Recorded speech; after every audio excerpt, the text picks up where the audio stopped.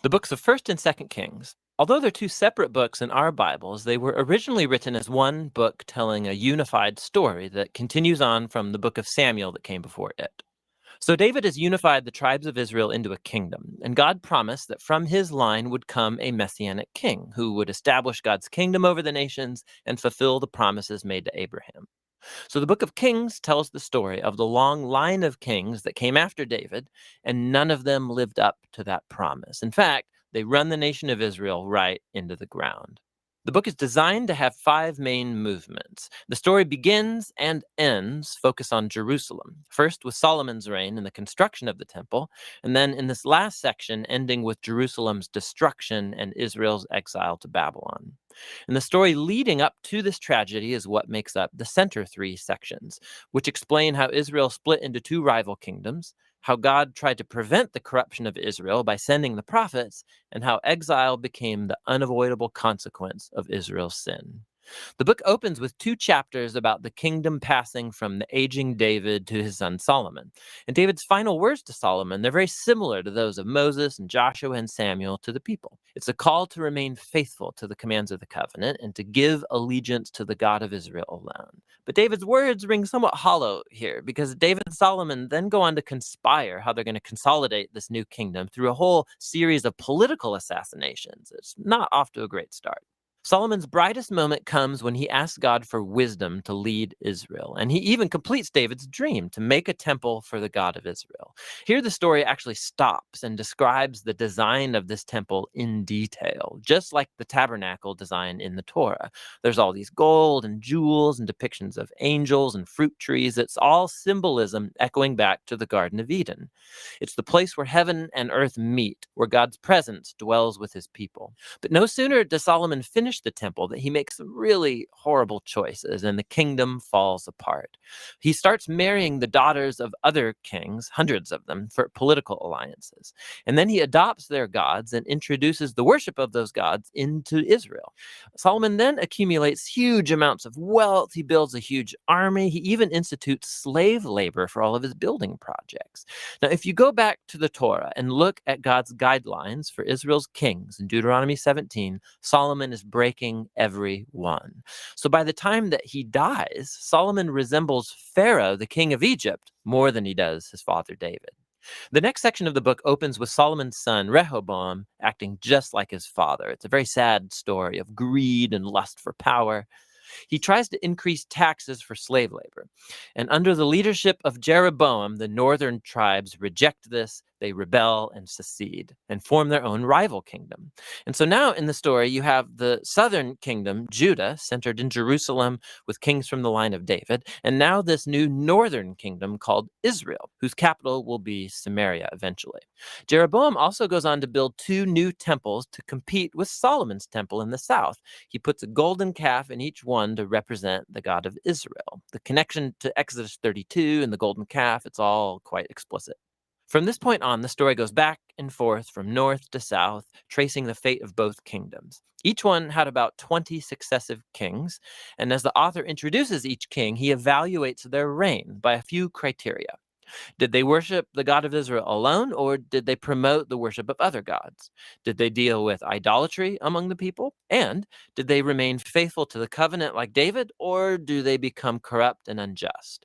And according to these criteria, the author finds no good kings in northern Israel, 0 for 20.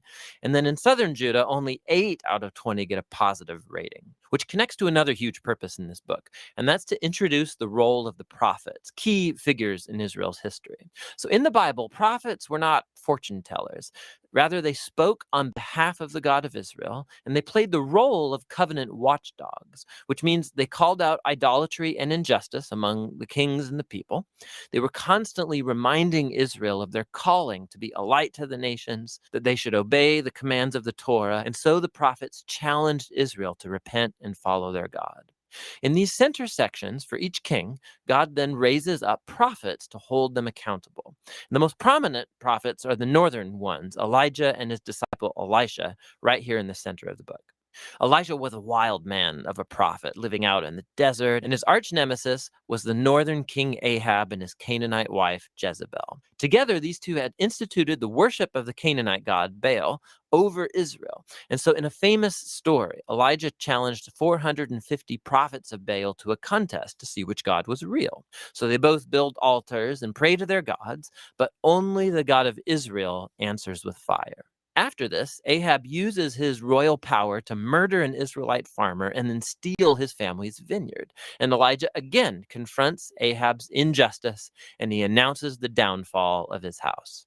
Elijah eventually passes the mantle of his prophetic leadership to a young disciple named Elisha, who asks for 2 times the authority of Elijah. And what's fascinating here is how the author, he's recounted 7 miraculous feats for Elijah, and then he offers stories of 14 acts of power from Elisha. Both prophets were clearly remarkable men, and they played the same role, confronting Israel's kings for idolatry and injustice. And ultimately, they were unsuccessful in turning Israel back from apostasy.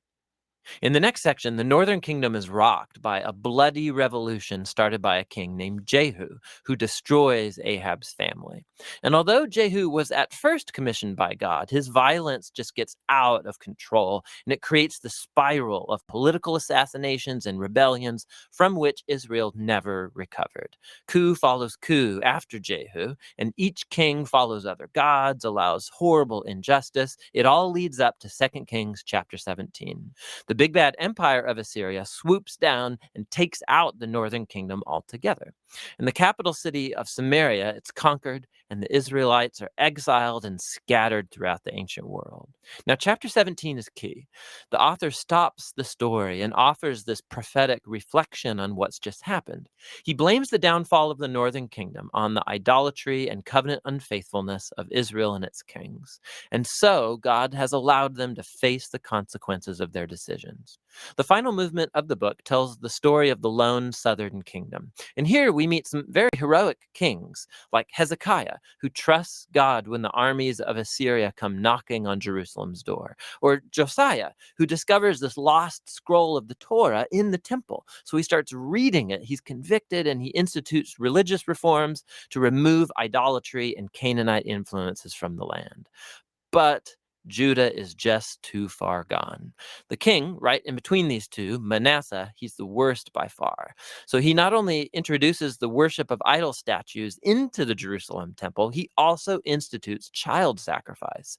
And so God sends prophets to say, the time is up. Israel has reached the point of no return.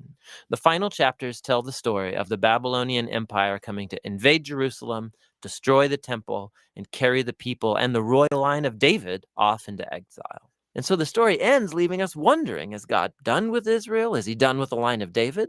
Well, the final paragraph zooms about 40 years forward into the exile, and it tells a very odd story. It's about Jehoiakim, a descendant from David, who would have been king if he was back in Jerusalem.